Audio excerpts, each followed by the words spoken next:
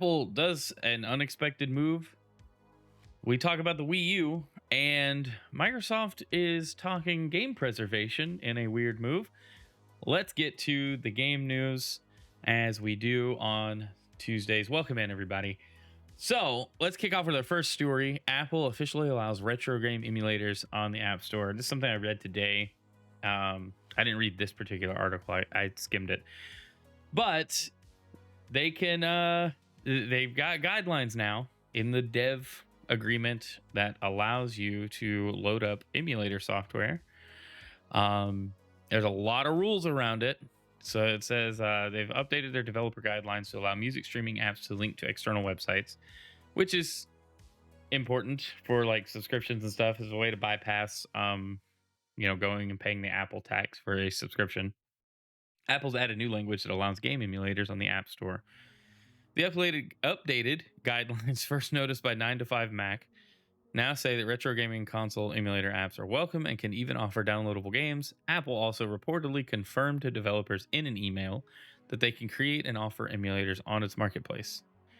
Previously, emulator software wasn't allowed, which kind of made sense. Apple didn't want to like open themselves up to being held liable for anything, and I think also they're just walled garden. Oftentimes emulators need access to the file system, and for the longest time on iOS there was no access to the file system unless you did like a jailbreak or something. Now that's changed. You have a file app which is sort of access, it sets up a kind of pseudo file system access where you can have folders and store downloads and other things that we've had for a number of years now. But they still banned emulators, and that's probably just because of all the legal ramifications of allowing emulators. Maybe they would be held responsible for people pirating. I don't know. I don't think that's the case, but with the Yuzu situation and how it disappeared, here we are. This is to be compliant with European Union rules about things. But in the article here, we go on to read, Apple warns developers that they are responsible for all such software offered in their app, including ensuring that such software complies with the guidelines that they set and all applicable laws. It's not going to, you're not going to get any bundled games, but it really does beg the question, am I going to be able to access a folder with ROMs or ISOs or whatever in it? I'm really interested to see, because I don't think this will come to the US. I think this is strictly for the EU. And I could be wrong. Let me know in the comments if I am.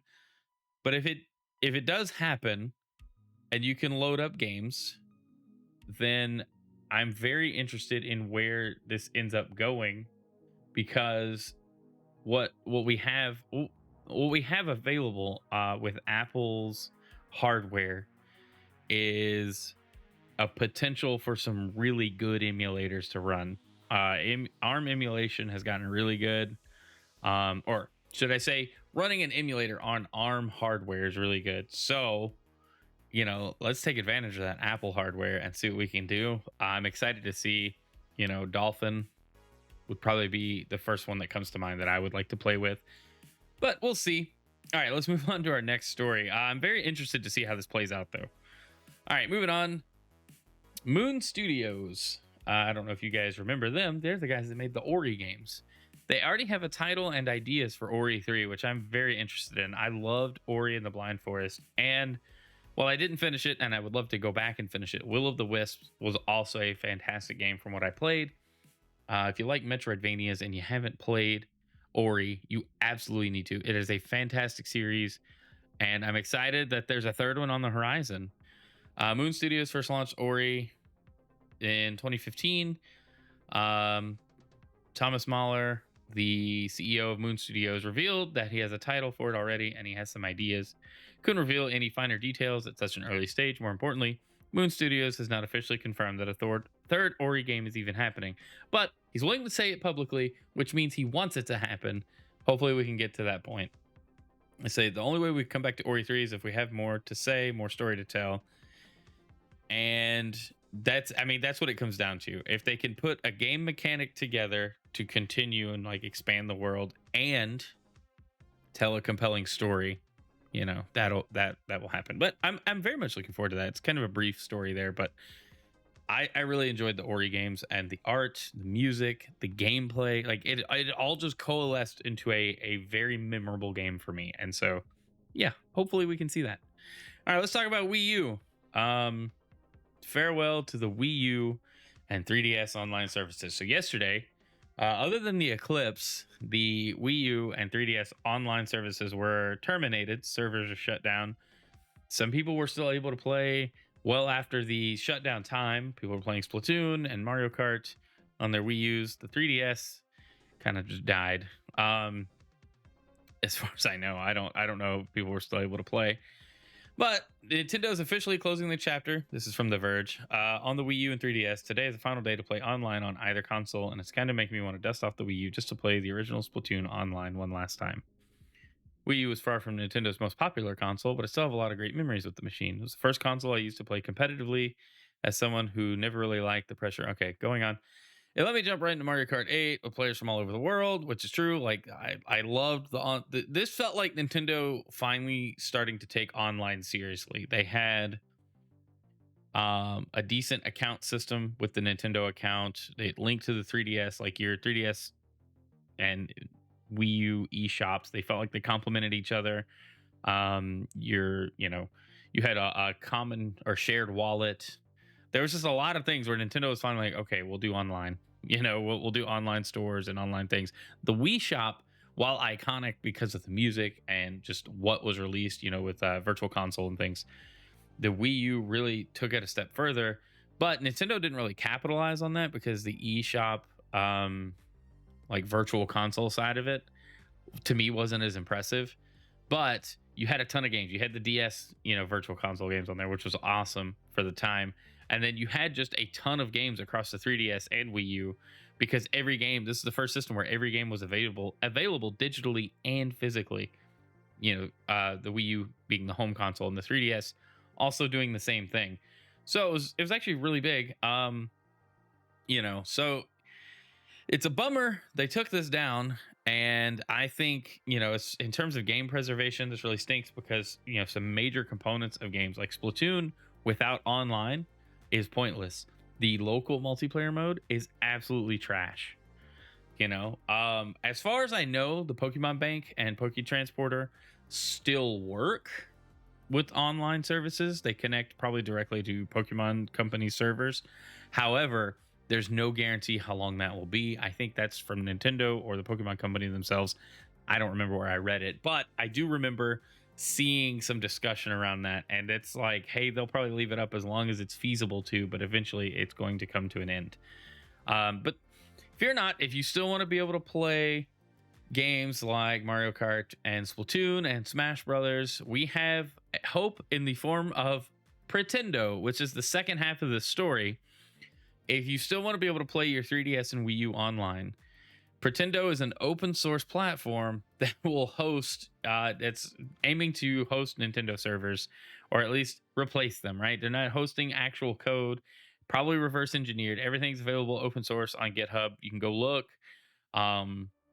They've got, docs on how you can set it up, which I believe there's a way on the Wii U to set it up without having to soft mod your Wii U. But on the 3DS, you do have to be willing to mod your 3DS and run their software to be able to connect to the Pretendo network. There are, they're showing progress on games that are working. 3DS Friends, Wii U Chat is 100%. You got 50% compatibility for Mario Kart 7. What does that mean? As far as progress, what I don't know. This website is fancy looking, but that's not very clear what that means. Mario Kart 8, 89%. Does that mean 89% of the online features are working, or that it's successful about 89% of the time? I have no idea. What I am excited to see, though, is how long this stays up and running. Are people going to use it?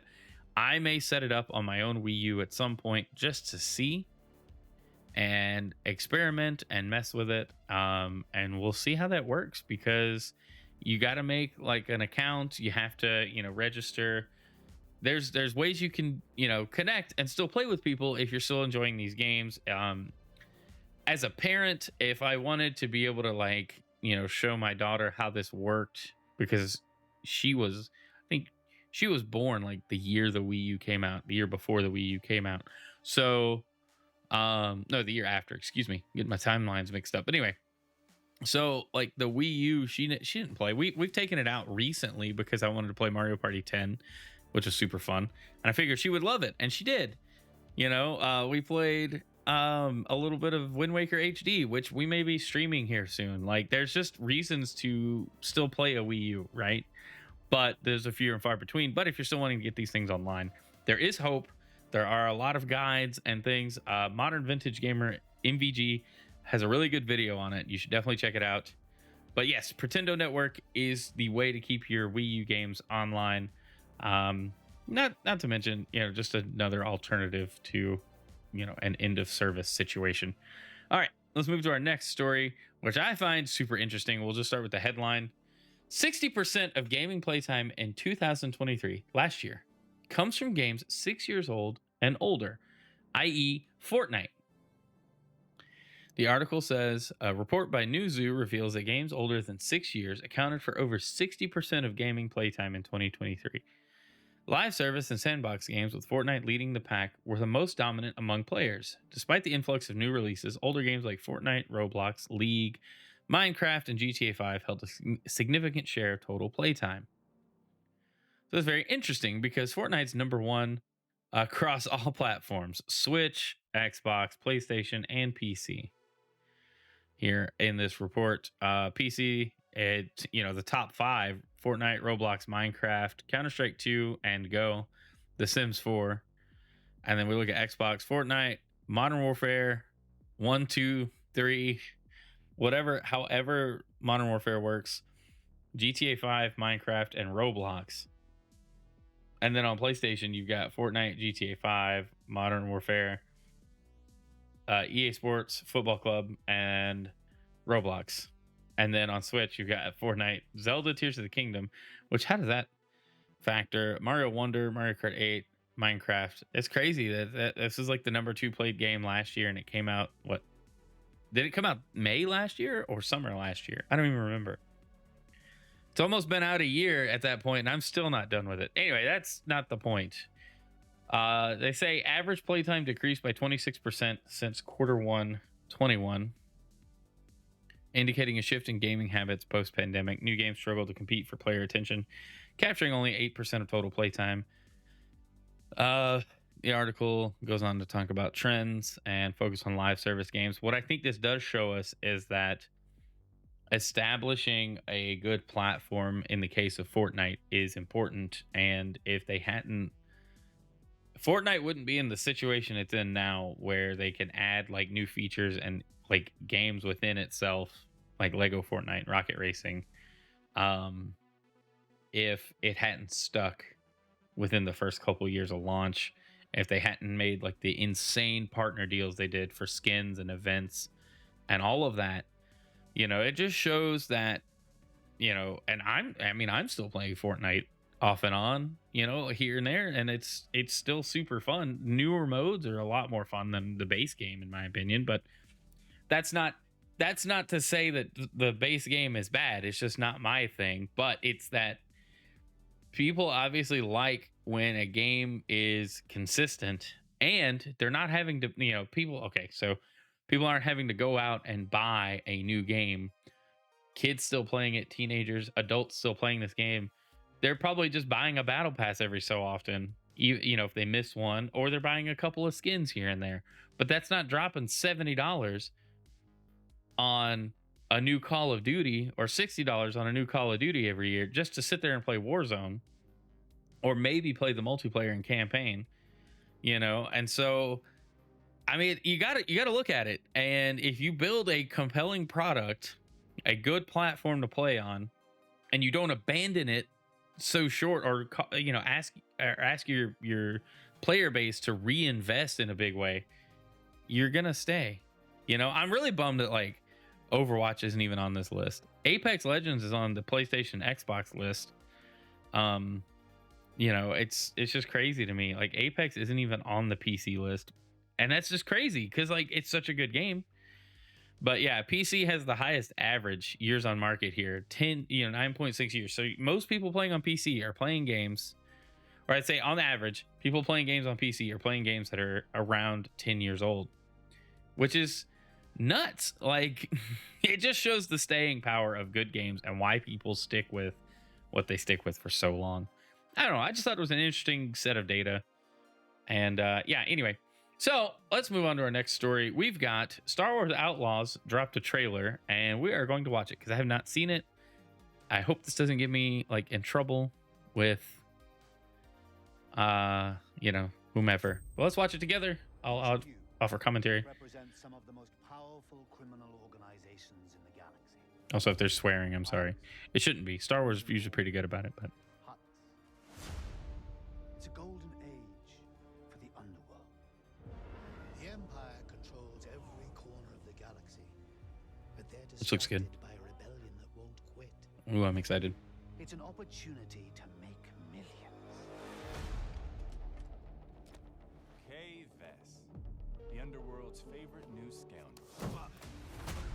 Ooh. Need it last. What do you want? Zarek Besh. They're new, rich, and lethal. You crossed their boss Sliro, and now he wants you gone. Rob his fortune and buy your freedom. This job, it's a death wish. Ooh. I'm in. Out here, you live and die by your reputation. This is looking good. Survive. Know the players. You're new to this world. What's your problem? Come back when you're not.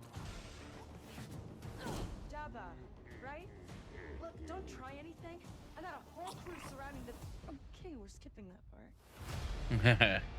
For about as long as I can remember, it's just been me and Nyx.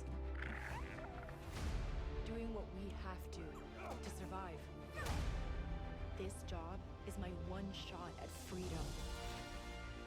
But if we're gonna pull this off, we need the right crew. And the right ship. Mm-hmm. Hang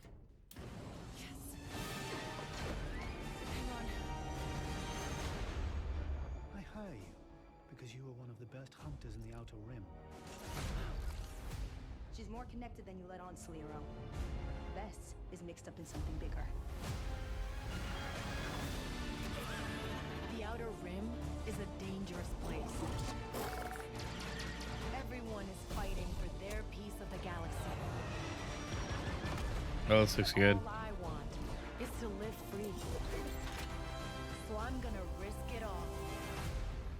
Hold on, Nick!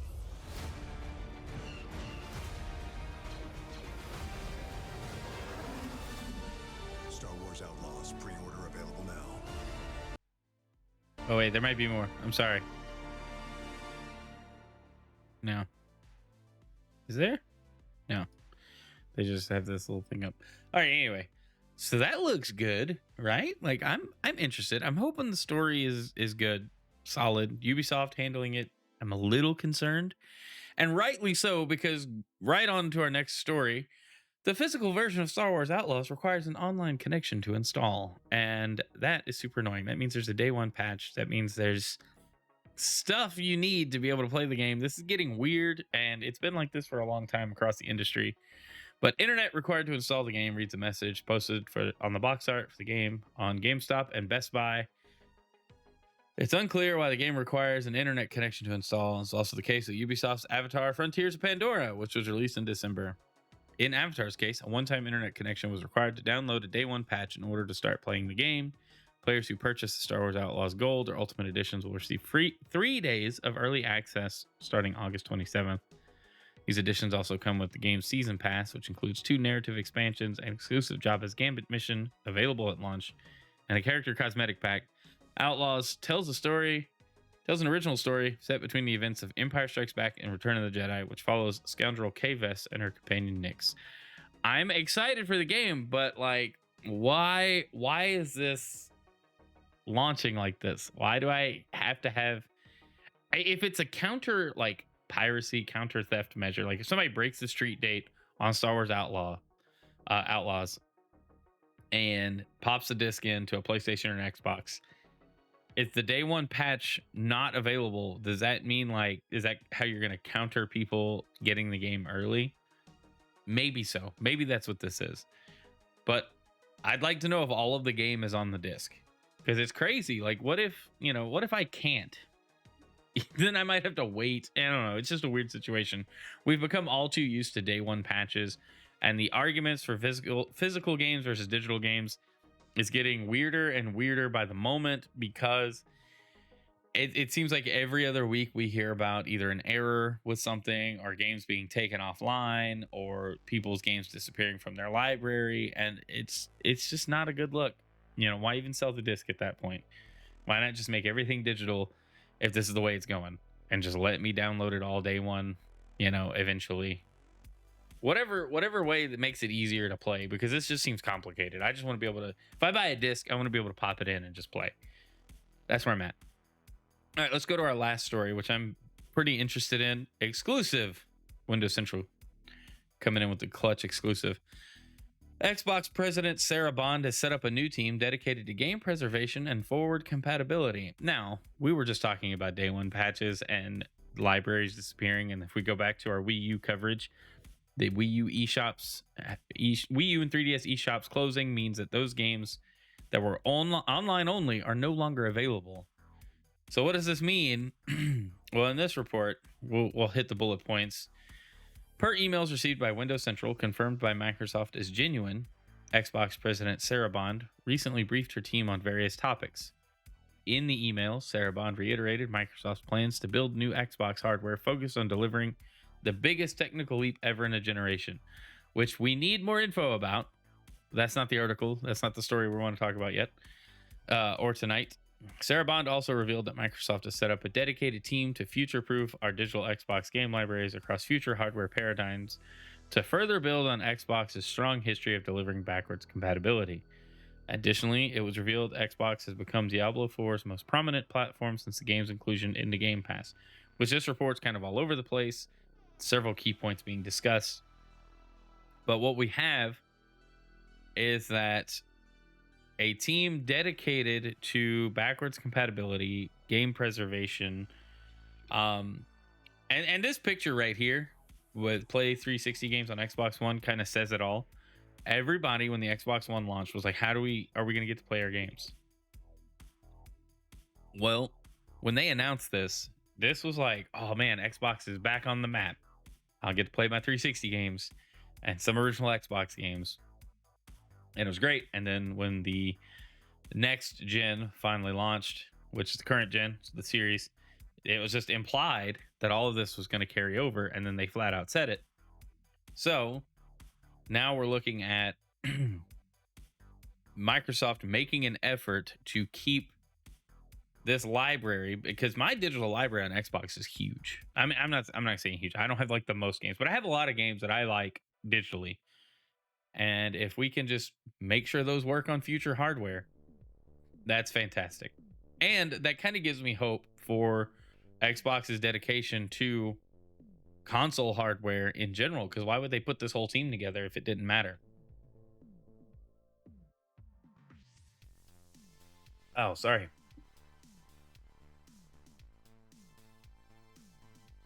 Good gravy. It's every time we get to the end of the game news. Anyway, why would they put a whole team together just to axe the hardware completely? Unless that would mean Xbox games are coming to PC in like you can play your older games like 360 games on the PC. I doubt that. I doubt that ever happens at all in the future. But it remains to be seen. We'll see what Microsoft has in store, because I don't think we're going to get this big reveal where play 360 games on Xbox One. I don't think this is ever going to happen again. I think Microsoft has set themselves up to just imply that the games you own on an Xbox platform will go forward forever, and that's cool. I appreciate that. But that's where I will leave the game news for tonight. You guys let me know what you think in the comments. I am trying not to die, apparently. Anyway, thanks for watching. If you're watching on Twitch, we're going to go play some Pokemon. If you're watching on YouTube, thanks for being here. This is posted the day after it was recorded. So thanks for watching on YouTube. Comment, subscribe, do the things, and I will see you on the next game news or the next live stream. I'm going to do those things now. See you later. Bye.